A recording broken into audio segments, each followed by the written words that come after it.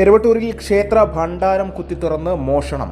എരവട്ടൂർ ആയടക്കണ്ടി കുട്ടിച്ചാത്തൻ ക്ഷേത്രത്തിലെ ഭണ്ഡാരമാണ് കുത്തിത്തുറന്ന് പണം കവർന്നത്. 18-ാം തീയതി രാത്രി 1:19 മോഷണം ആരംഭിച്ച മോഷ്ടാവ് 2:20 ഭണ്ഡാരത്തിലെ മുഴുവൻ പണവും എടുത്ത് കടന്നുകളയുകയായിരുന്നു.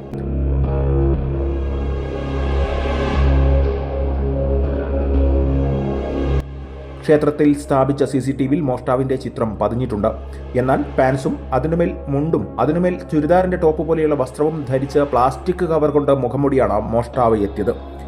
സമീപത്തെ വീട്ടിൽ നിന്നും മോഷ്ടിച്ച കമ്പിപ്പാരയും നിലം കുഴിക്കുന്ന പാരയും ഉപേക്ഷിച്ച നിലയിൽ കണ്ടെത്തിയിട്ടുണ്ട്.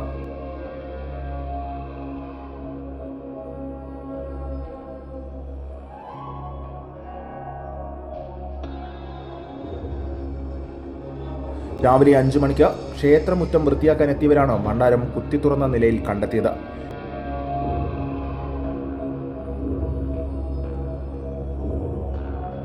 ക്ഷേത്രത്തിൽ നിന്നും മാറി റോഡരികിൽ സ്ഥാപിച്ചിട്ടുള്ള ഭണ്ഡാരവും കുത്തിത്തുറന്ന് പണം കവർന്നിട്ടുണ്ട്. ഇതിനു മുമ്പും ഇതേ ആയുധം ഉപയോഗിച്ച് മോഷണ ശ്രമം ഉണ്ടായതായും ഇപ്പോൾ ഉണ്ടായ കവർച്ചയിൽ ഏകദേശം 20,000-ഓളം രൂപ നഷ്ടപ്പെട്ടതായും ഭാരവാഹികൾ പറഞ്ഞു. പേരാമ്പ്ര പോലീസും വിരലടയാള വിദഗ്ധരും സ്ഥലത്തെത്തി. പോലീസ് അന്വേഷണം ആരംഭിച്ചിട്ടുണ്ട്. Today news, Perambra.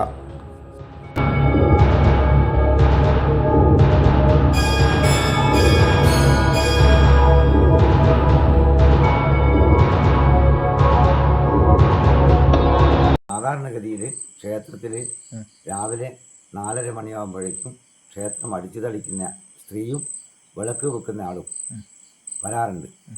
അവർ ക്ഷേത്രമുറ്റം അടിച്ചു വാരുമ്പോൾ ക്ഷേത്രത്തിൻ്റെ ഭണ്ഡാരത്തിൻ്റെ സൈഡിൽ നിന്നും ഒരു 10 രൂപ നാണയം പുറത്ത് കണ്ടു. അത് ശ്രദ്ധയിൽപ്പെട്ടപ്പോൾ ഈ ഭണ്ഡാരത്തിൽ നിന്നും എന്താണ് സംഭവിച്ചതെന്ന് ശ്രദ്ധിച്ചപ്പോഴാണ് ഭണ്ഡാരത്തിൻ്റെ ഈ തുറക്കുന്ന ഭാഗം അല്പം വികസിച്ച് നിൽക്കുന്നത് ശ്രദ്ധയിൽപ്പെട്ടത്. അങ്ങനെ അവർ വിളക്ക് വെക്കുന്ന ആളും കൂടി ക്ഷേത്ര കമ്മിറ്റിയുടെ സെക്രട്ടറി എന്നുള്ള നിലയ്ക്ക് എനിക്ക് ഫോൺ ചെയ്തു. ഉടനെ തന്നെ ഞാൻ എൻ്റെ ഫോണിൽ നിന്നും CCTVയിൽ എന്തെങ്കിലും ദൃശ്യം പതിയുന്നുണ്ടോ എന്ന് ശ്രദ്ധിച്ചു.